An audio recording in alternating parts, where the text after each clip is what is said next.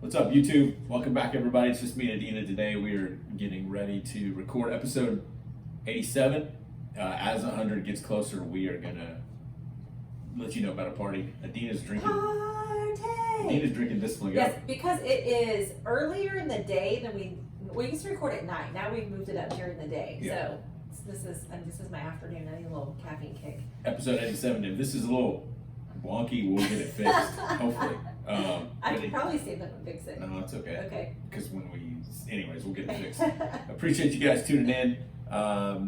We got a couple of cool things that happened late this week, so we will talk about them at episode 87. Trust and Inspire. Go pick up this book if you haven't.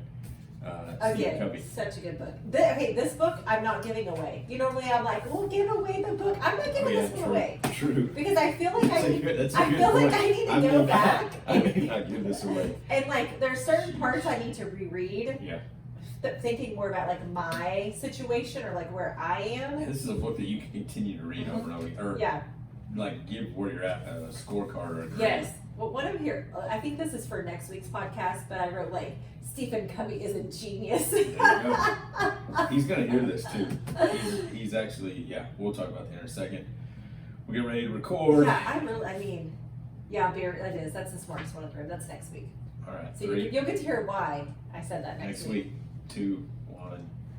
Hey everybody, welcome back to the Made for More Consulting Podcast. Mario here. Adina, welcome back. Glad to be here. We are a podcast that helps people grow, help leaders grow, help individuals grow to be the people that they need to be, to build leadership and personal development within each one of us so that we can in turn build up people around us, because like we say, you can't give what you don't have. So we want to make sure that we're continuing to grow. Etiana and Jamie are out, but man, it's September.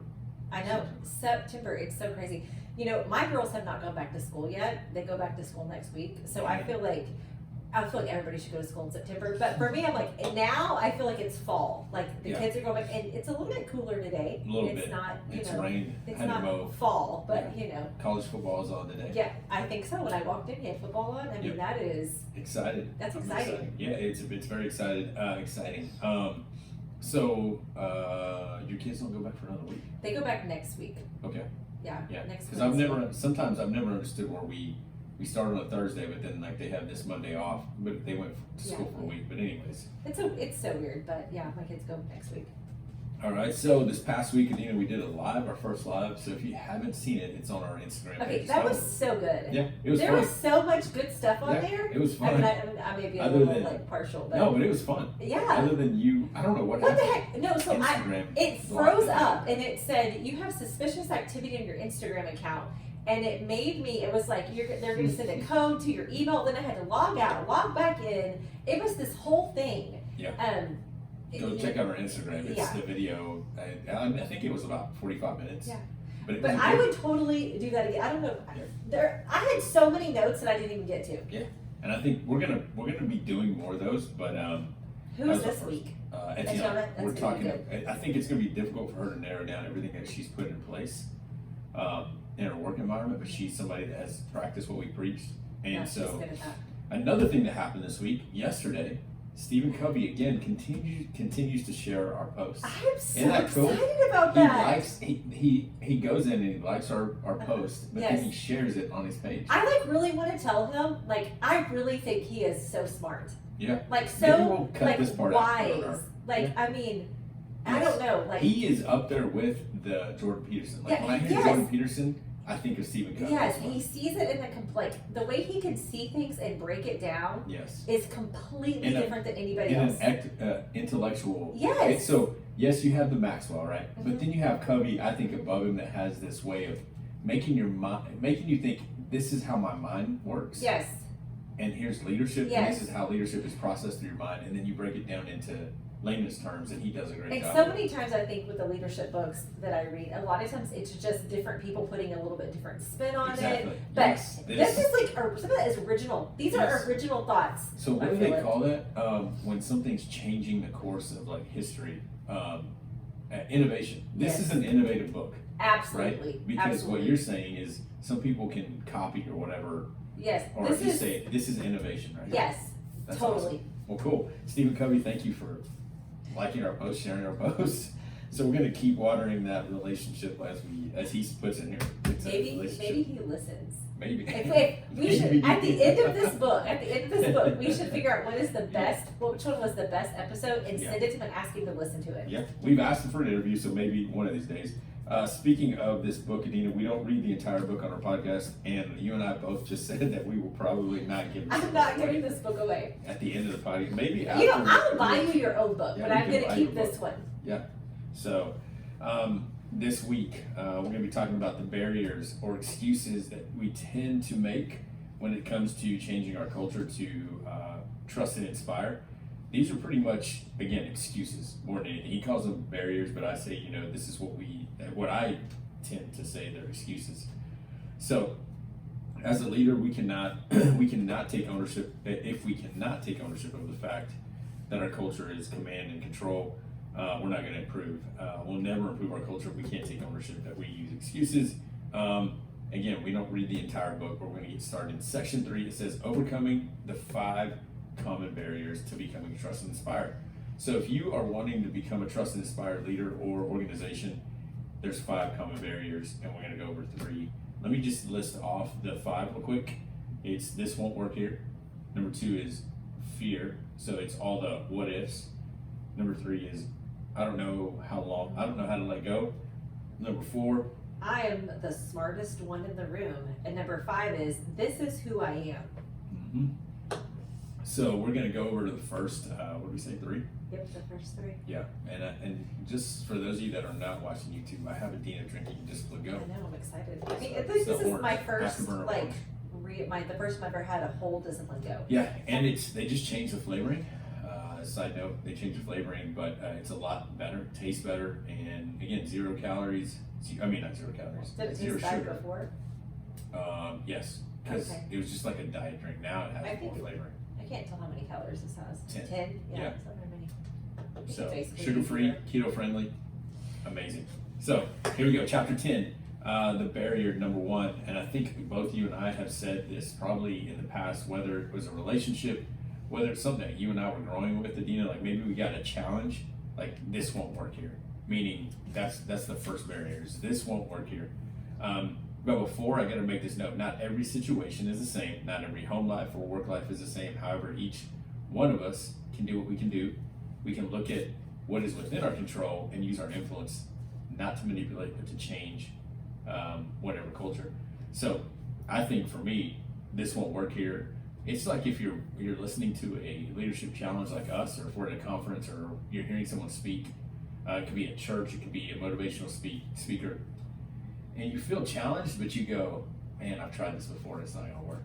Well, and I like You know what that. I'm saying? Yeah, well, in this part, he kind of goes through how the examples that he gives, it's because they don't feel like they have any power or any control over like what happens. And so it's, well, my boss is never gonna get on board with this. The board controls everything. Those are all the things that they kind of say. And it just goes back to, I think, what we've always said is everybody is a leader with their own circle. So everybody you can do this. And I think he even gives an example of a lady who, she did not think her boss would go for it. And so she's like, crazy. I'm just gonna start with my team. Yep. And she started getting really good results. And so the boss came to her and said, how are you getting these results? And she's like, they took her in front of the CEO. And like, it just changed the entire company. Yeah. That's crazy. Because she was a nobody. They said, you would think that, because in the end, he said, I know you're going to say, Stephen, well, she had influence. No, she worked, but she was not a manager or a leader in charge of anyone. Yeah. She just started changing it. So I said, it can be easy to get overwhelmed when looking at the big picture. It's easy to feel there's nothing I can do about it.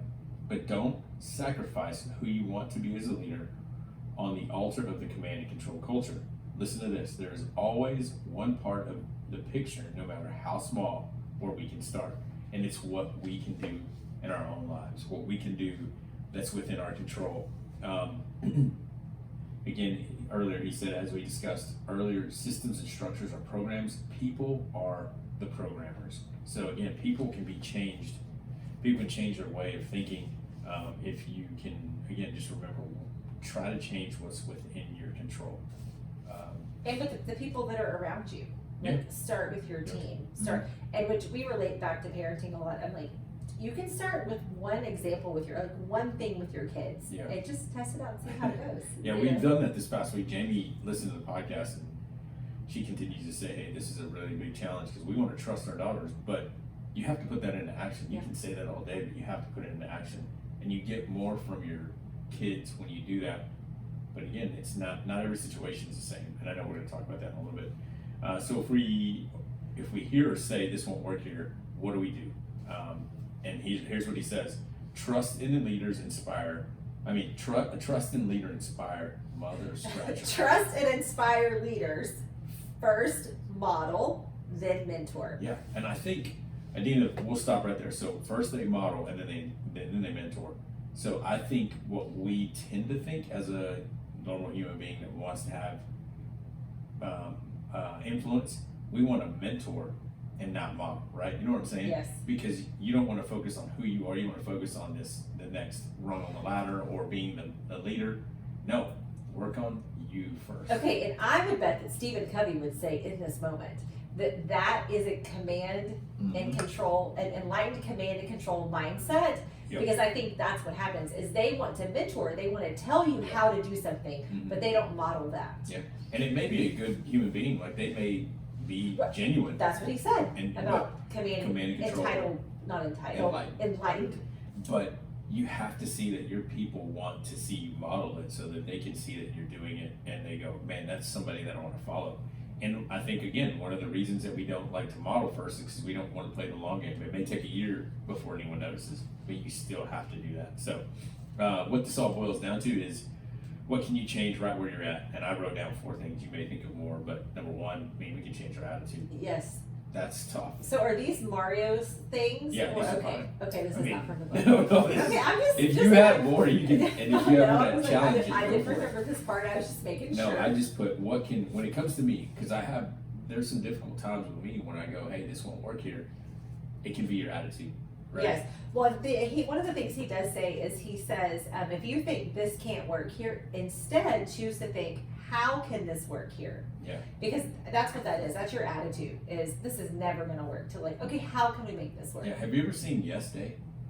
No. You've never seen that? I hate when you ask me that, and I'm like, no. Okay, it's a kid freaking movie. Yeah, it's awesome. You need to watch that with your kids. Yes Day. Yes Day. So all the 2 parents. I love Jennifer Garner. I'm not kidding. My kids are getting no ideas to have a Yes Day. Well, my kids haven't. They've watched it a few times that they've asked. But I love Jennifer Garner in this movie because she went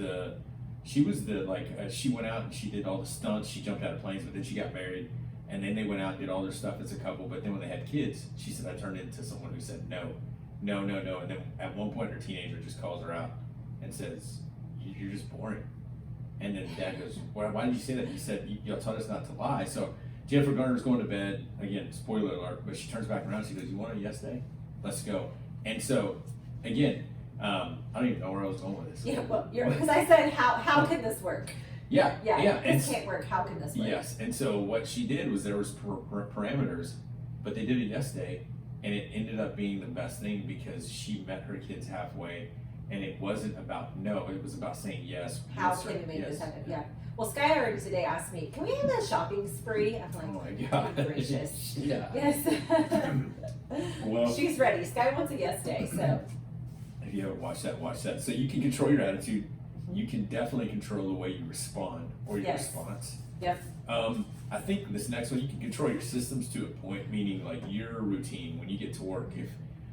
If what you're doing isn't working, again, you and I are somebody that's an example of before anyone got to work at 9, we were there already an hour. And it was just because we didn't have anything to do. So I'd rather get there early and just start getting work done. Yes. If you can clock in early, if your system allows it. I would have said we didn't have anything to do. we had a lot of other things to do. Well, and also in there, I like that he talks about like even your systems and structures overall.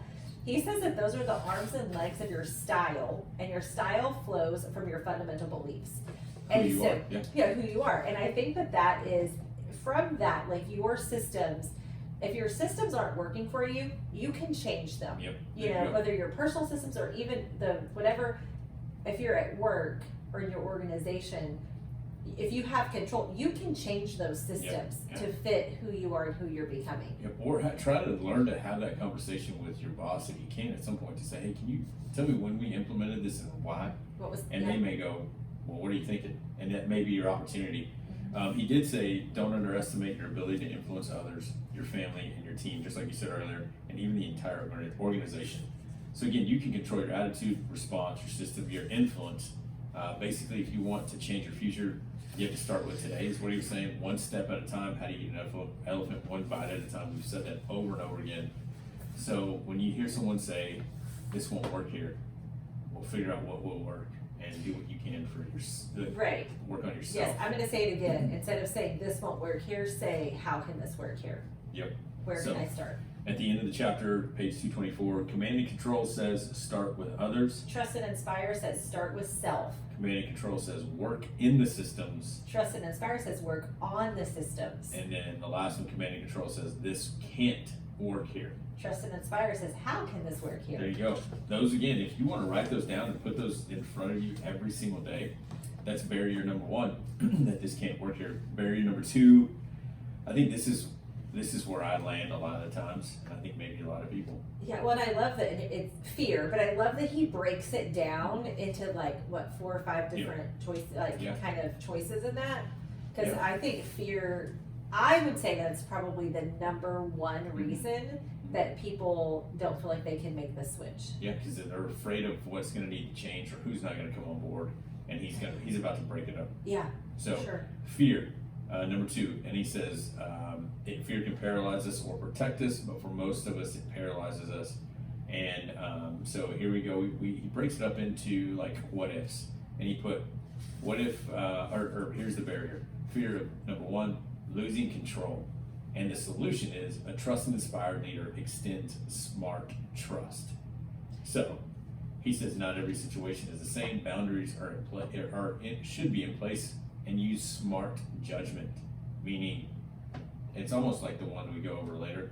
But if somebody has wronged you in the past, you don't have to trust every single person in the organization. Well, it's also it's setting them up for success, which we kind of talked about. Oh gosh, I think that was last week on the last episode about the what was that called? Where you had I just totally lost it. The whole assessment thing. The stewardship agreement. In that where it is he was saying what are your results, what are your guidelines, what are you going to use? I think that's where if you're doing that, you still have I do control. You still know what's going on. You can set those milestones and I think that's the solution. Yeah, and the way he says it, the way he says it is there's not. I mean, in the good sense, there's more control inside that environment because people are engaged and they're bought into the plan. Because you've released control and you've allowed them to buy into the vision and where you're going. So one of the examples that he uses in here is Nordstrom's, and I thought this was, they went they went from having a whole handbook policy. I mean, the whole thing. They changed their whole policy, their whole handbook came down to one. Welcome to Nordstrom's. We are glad to have you with our company. We only have one rule: use good judgment in all situations. There will be no additional rules. There you go. Use good judgment. Yeah. I mean, that covers it. Yeah. So if there's an angry customer in front of you, use good judgment. How am I gonna handle this situation? Do I get what they need? Do we need to call police? Again, he's saying there is smart trust. Yes. Some situations you are gonna have to call the police. But if they're angry because something doesn't work, make it right. And I think that's the empowerment. That's the empowerment piece of it. So I don't think you're going to lose the control. That's that fear, though. There was this quote that says, the right people will feel far more pressure to perform well when they are trusted. So if they're being controlled, there's pressure because they don't want to screw up. But when you want to give them more pressure to perform at the highest that they can perform at, you empower them. Yeah, well, he says basically recruit and hire people that can be trusted. Oh yeah, and that goes back to the leader. Yes, for sure. So I say, really, if you have somebody on your team that can't be trusted, I feel like that's where you have you're good at that with going back to okay, let's go back, let's build a relationship. Is it their character? Yeah. Let's work through that.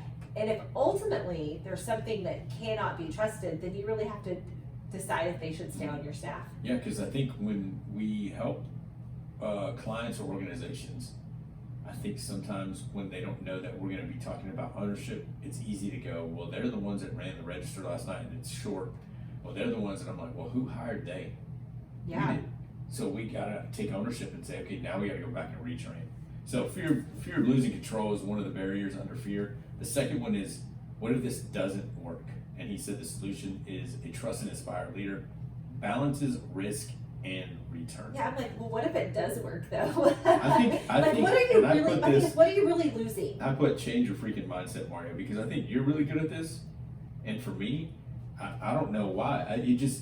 My go-to is, man, this is going to screw up. This isn't going to go well. Just like our live on Wednesday. I was like, and after reading this chapter, I was like, who cares? Like, let's go. Yeah, let's go. Because what if we didn't do it? Yeah. What if it was so good. no one would have, we wouldn't have gotten some of the feedback and all that. But we have to stop asking ourselves, what if this doesn't work? And just try it. Because in the end, there was a quote in here, something about, you can't go back. Living with regret is one of the most expensive things because you're never going to know what it costs. Yeah. So you might as well try. There's a quote here. It says the ultimate freedom for creative groups is the freedom to experiment with new ideas. Some skeptics insist that innovation is expensive. In the long run, listen to this: innovation is cheap, mediocrity is expensive, and autonomy can be the antidote. So I think that's a really good thing: is autonomy, giving your people ways that they can lead and empower them. So, well, I wonder what would you say to somebody who, they're saying, oh, what if this doesn't work? But what if it's more out of hopelessness? Like, this is never going to work. Like, what if, that's a confidence issue, like confidence in themselves yes. or confidence in the organization? Well, it depends. I think, like, for me, I think he might be going to talk about this here in a minute. Maybe because for me, I don't have what would you call it? I have confidence in us, the way we lead and what we're learning. But when it's trying to step out and try something new, like for me again, if it's something new, these lives, these new posts that we're putting out, these new things that we're trying to do, I'm so fearful that people are going to go, what the heck is he trying to do, or why is he trying to? And I'm not trying to be like anyone else, and it's showing that it's working. I just need to try. That's me. Yes. And so, yeah. Okay. Yeah. I was just thinking, I think it's kind of probably said in the beginning is that you're like, oh, this is never going to work because my boss won't. Yeah. This isn't my boss's style, or Yeah. he'll never do this, or the board is in control, so I don't have any say so in it. Yeah. So, what if I get in trouble because I'm trusting people and that's not our culture? And what's interesting is he says it all through this chapter is how many people have burned you, how many people have broken your trust. I mean, you can count quite a few, I bet. But in the long terms, turn it around and go, how many people do you trust? And how far have you come? Yeah, think about it. How You far have has a lot your of people in our organization life come? that we've trusted. So think about the positive, not the negative. So again, if it doesn't work, start to say, what if this works? What if I've been burned? That's the next one. Fear. Number 3 under fear is, but what if I've been burned before? So the solution says, a trust inspired leader, I love this, doesn't let the one tell them about the many. I'm going to quote that because that's so true. I mean, so many people that's Yeah. what happens. And I think we're going to put that out on social media this week. I think that's scheduled. Again, Stephen Covey is a genius. Yep. The fact that some people are not trustworthy is real, and I think we talked about this on the live. Yes. But just because one person burned you doesn't mean that everyone will. Yep. And you have to detach from that certain situation and go, not everybody's like that. Not everyone is like that. And it's the hardest part too, but whenever you go to someone with your problems and you say, hey, this person did this, and this, that person's so detached, they're going to tell you, you're going to have to get over it and move on because they're screwing you up in your mind and you're not letting yourself go forward. And I love that. Some people can't be trusted. He says that. It's so true. But it goes back to what you said. Are you going to hire every person? No. You are responsible for who you let in your life. Yes. And for who you are trusting with your organization. Yeah, so that's, again, I think that's simple on such a big what if I get burned? Not everybody can be trusted, and you should be able to trust people that you're getting to know. So this next one is, what if I don't get the credit? But you know what? I have a lot of thoughts about this. I was gonna ask. I do. I had some already. When I read this, I was gonna ask you. Yeah, and so it said questions. solution is trust and inspire leader has an abundance mentality. So what I thought was interesting is there are certain times, and this has happened, where like someone will have an idea, they tell it to someone, that person goes, tells it to say the boss, and like takes the credit, whatever. I typically don't really care about that because I'm like, whatever, like I know who had the idea. Yeah. Every now and then I might be petty and say something. Yeah. But the truth is what happens in a command and control environment is those are the people that are getting recognized. Those are the people that are getting promotions. Those are the people that are moving up the corporate ladder. Yeah. And so that's where this is something that would be hard. I could see if that's the environment that you're in, and you're like, I'm not going to take the credit. It's the best for the organization. That's going to be really hard if then the people around you are moving, doing different things, and here you are with your team just trusting and inspiring. Yeah, that's you true. know. But I think it's one of those things. Doesn't mean you shouldn't do it. Yeah. I just think you have to realize that that's a real thing. Yep. You know. And I think one of our clients just hired somebody from the same, what do you call it? The same working genre. What do you call it? Like anyways, he brought somebody onto his team that had been working in the same type of work. And he was in that kind of setting where he was told, hey, you're going to be in charge here, but no one's going to listen to you. So I'll tell you what to do. They're going to tell you, you tell me. So he's just playing the middleman. Well, what we saw in this kid was he's going to be good because he knows what to do. He just never had the authority. And he's been doing what's right. So we bring him into this organization and he's been given trust and inspire. And he's going, wow, I never had this over there, but I did the work. Well, I never got the credit. Well, here you're going to get the credit. But you got to keep being who you are supposed to be. But I think it's giving the credit for the right thing. Exactly. Yeah, I'm going to give you the credit for your relationship with people, how you're moving the organization forward. Yeah, I think that's tough though. I mean, that's a very because he says you got to put your ego in check, but it is tough when you put so much time and effort into an idea and somebody else takes credit for it. Yeah. Oh yeah. Well, never mind. We'll talk about that later. It says it's hard to work with others when you don't trust them or don't want to see them succeed as much or more than you. It's definitely not inspiring for you or for them.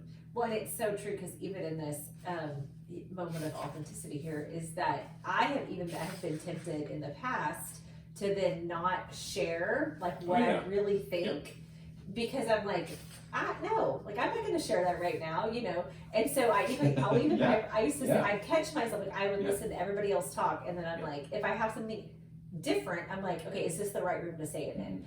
That is not going to move the organization forward. No, and that sucks. I hate that. It's just not. Yeah, and I think if you're in an organization where that happens, it's tough because maybe it's happened in the past multiple times where you're in a big room, everybody's sharing their ideas, and everybody says, no, that's not going to work, and it's your idea. But then later you find out that they're using your idea and somebody else says, well, actually, I brought it up. Yeah. Like, no, so, you didn't.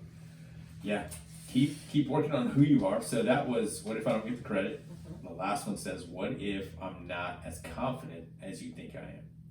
The solution is a trusted, inspired leader intentionally builds credibility through modeling and behavioral virtues. So it goes back to, you got to keep doing what you're doing by moving forward, focusing on who you want to be, so that you can build trust. And here's the biggest part, build trust within yourself.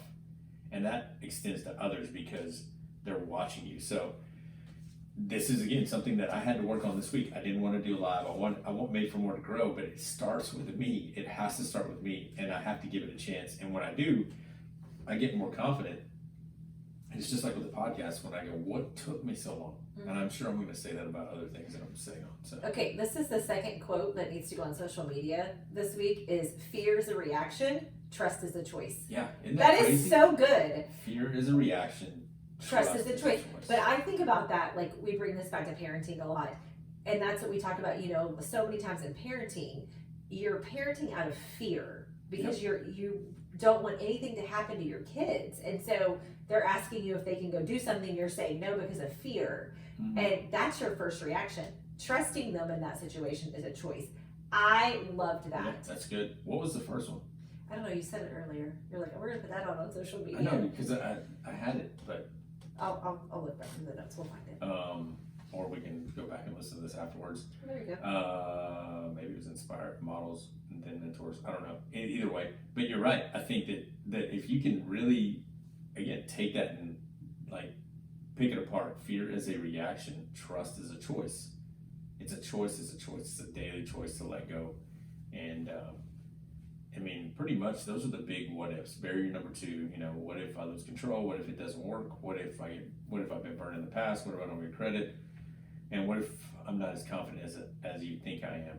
Again, those were all debunked, and he's trying to tell you it starts with you. It starts with your mindset, and you do have control over what you can do, not what anyone else may have over you. So the chart on page 241, it says command and control, minimize the risk. Trust and inspire, maximize the possibilities. I love that.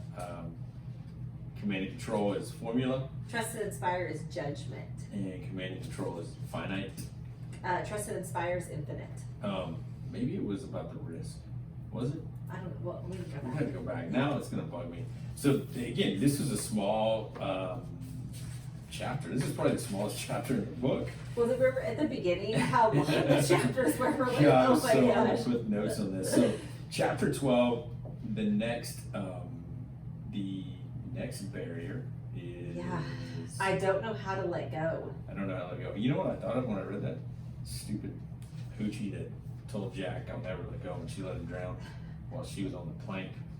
Here we go. You're Titanic. like on a movie reference Yeah, today. Titanic. Say yes, Titanic. What was Wait, no, does it say yes? no, Yes, Day. Day. Yeah. What was her name? Jack and Kate. Was it Kate? Oh, I don't know. Either way. No, I whatever. don't know. Yeah, was it Kate? I don't I know. don't know. Either. So Jack. I don't know how to let go. And this is where people mostly use the phrase, and it came from was, if you want something done right, you have to do it yourself. Good. You ever said that? I have to say said I've that. I'm several pretty times. sure I even thought that this morning. So, Wow. I mean, Okay. it was not. Listen, so I was like, No, because it was the thing real. was is that I was like organizing an event, Mhm. and the people that were there, it would have taken me longer to Yeah. like ask them, explain to them, just let me do it. Yeah. You know, Sounds about right. yes, but it wasn't because well, obviously I didn't trust them, but I don't know them. We're on a team. Yeah. They're just strange people that I was helping in an event Hopefully they with. don't you know? listen to this. Yeah, oh gosh. So Okay, the let's back solution this up. to I don't know how to let go, the solution is a trusted, inspired leader has a high tolerance for failure with focus on learning and course correction. I think, again, if there's another one that I have to work on the most, it's this one. Because the other one was like stepping out and trying, like what if it works? And then this is going, if it doesn't work, you're learning. You're actually trying, you're failing, and you're learning. And then just redo it. So Yeah, it says failure is the pathway to growth and innovation, and I think That's really good. that's where it can't stop. Is if you have a goal and you don't reach or you fail, you have to stop. You have to analyze it. You have to go back. Okay, why didn't it work? How Yeah. can we make this work? And try something different. I think that's where the innovation comes in. yeah, and then it goes back. You can even go back to that when people fail. Sometimes it goes back to fear, and it just paralyzes them, and they don't move any more forward because they go, man, this must not be what I'm supposed to be doing. No, it's just one way that didn't work. So try something else. Well, and like he says, we've already established that trusted and inspired leaders use clear expectations, guidelines, accountability, Exactly. and structure, including stewardship agreements to accomplish their work. So when you put all of that together, you've got a much greater shot at being successful. Yeah, you're not just saying go do whatever. No, there's things in place. There's a quote that says we should always remember that people have greatness inside them, and that the power is in the seed, knowing that people have untapped potential. Again, the people around us, the people we're leading, they're there to help you succeed. But it's your influence, it's your mentorship. But again, first you have to model that first before you can do I that. love the example he gave of a high school teacher that it was for their final project. Instead That's of cool. they were like, just do anything. Yep. That's what I'm What's the talking boundaries? about. Yes, But that's what you're saying. yes. I'm So, like, and then the one went as how far cool as is to that? they got a song on Spotify is what he said. Yes. They went all the way to get a song on Spotify. And if she would have said, no, you got to do this, this, this, and this, Mhm. There's no Which, inspiration. in that. yeah, so many times I feel like that's kind of what education is. It's like just check the Yes. boxes. But that teacher understood, trusted, Yep. and inspired. They give you some boundaries, and I think they were even pretty wide boundaries based on Yep. the class Yeah, content, yeah, and let them do whatever they want. Yeah, and so this week I had one of my friends is a national news reporter out of Chicago, or she's from Dallas, but she works in Chicago sometimes. And she said, "Hey, I know you have a daughter that's in 7th grade, and they just released some math statistics over the nation. They said through COVID, the worst dip in math scores in the nation has seen." So she asked about my daughter, and I said, "Well, it appears that she was shamed along with some other students because they didn't know math last year coming out of COVID, and her teacher shamed her. Like, it was crazy what her teacher would say." And I was like, "No, she's just saying that." Well, then she gets into this new class. Remember, no bad teams, bad leaders. So new teacher wants to inspire kids to learn. And my daughter came home and said, "Man, this teacher wants us to," she said, "she's the best teacher. She's already taught me this, how to understand this." So long story short, I told the lady, my friend that's on the news, I said, "Look, you take one teacher who inspires and it changes their mindset. But then you go further to go, we don't empower our teachers with their pay, with whatever." Right. And so they're already discouraged, so they're not gonna teach our kids. So it's a much deeper problem with us appreciating our teachers. She didn't use me for the story, Yeah, but well. she said she would later. But Yes. anyways, But it's the whole thing. I mean, we could do a whole thing on education, but even with the teachers, they have boxes to check. Yep. Did you teach this, and Exactly. this within this time period? yeah, it's ridiculous. Because our education system is command and control, Yep. 100%. Yeah, so the thing that hurt me to read, oh my gosh, this was so hard to read. It was the grocery store example. Like seriously, it hurt me to read this because a customer that's been at that grocery store, I don't know how many Oh, years, the eggs. walks in, gets Yeah, some yeah, eggs, yeah. goes home, or walks out and they're broken, Uh-huh. goes back and says, "Can I get a refund?" So they're asking for their money back. One, I would have just said, "Go for it," right? But he's been there, I don't know how many times, I don't know how many years. The employee says, "I'm sorry, I can't." Not I'm our sorry, I policy. can't." Yeah, not our policy. Get your manager. The manager knows the guy, comes in and says, "Same thing, Yeah. not our policy." Dude, I'm man, sorry. I'd be pulling $3 out of my pocket, Mr. Manager. Yeah, and he didn't exchange it. So the whole That's not their policy. Yeah, and that's what's crazy is if your policy is not to support your customer and inspire people, it sucks. I remember working with Finish Line, and I had to learn the hard way because this was me. I was the manager that had the power trip that goes, "Yeah, I'm not going to exchange your shoes." And little did I know that when I got into the shoe industry, more people exchange their shoes than you would believe. They come in saying, "Hey, there's an air pocket busted," and my boss says, "Exchange it." Why? They weren't tore. Exchange it. Why? Because they're going to come back. And I'll never forget when I freaking marked that $100 bill and it came up black instead of purple.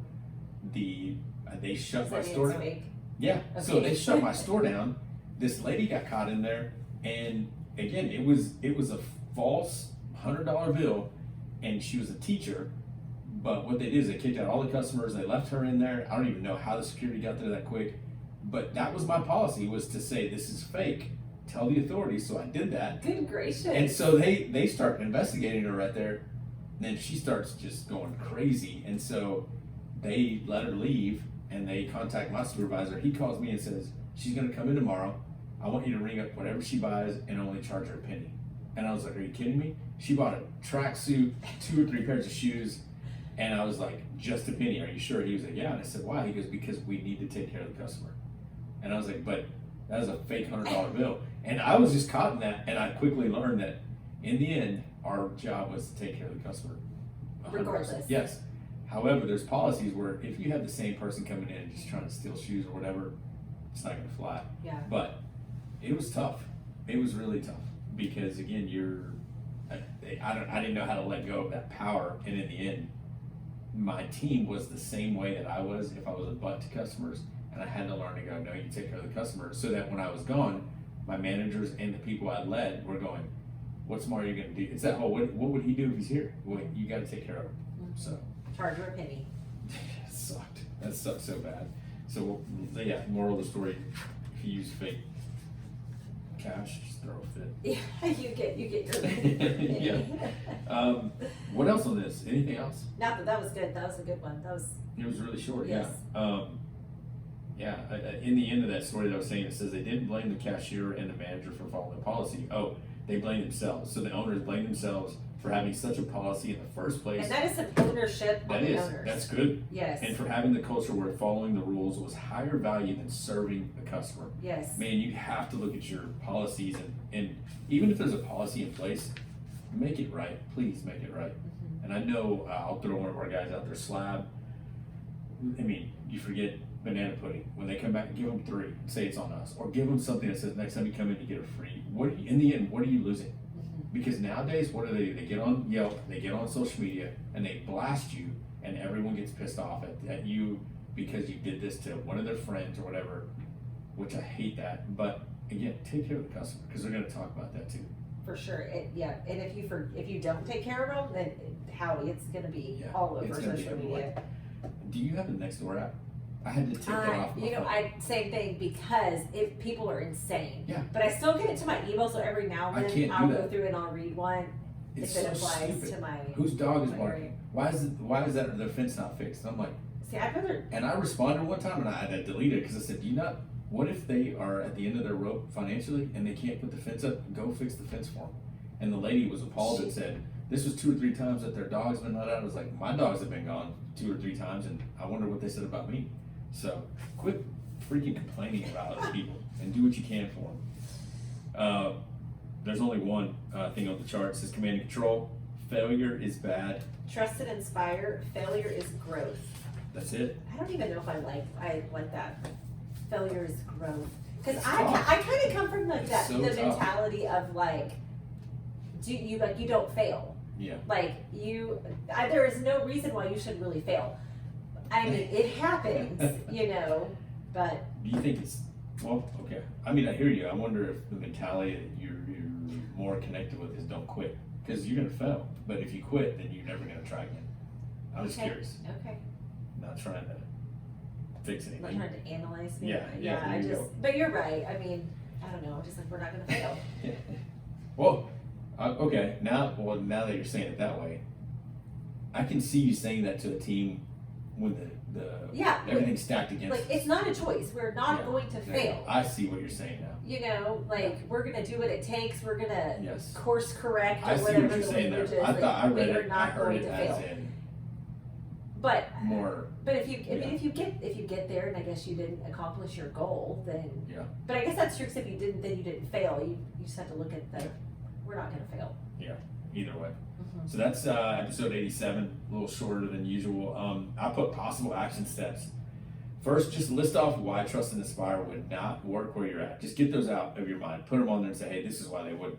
But then the most important step is number 2, which is now list off, not what if, list off how you're going to turn those reasons into a way that it will work. Meaning, that action step is how are you going to change it? How are you going to get past this? Mm-hmm. What is it that you can do that you have control of that you can make happen within that? And then number 3 just says this week, I want us to begin saying, what if this works? Rather than, this is never going to work. Yeah.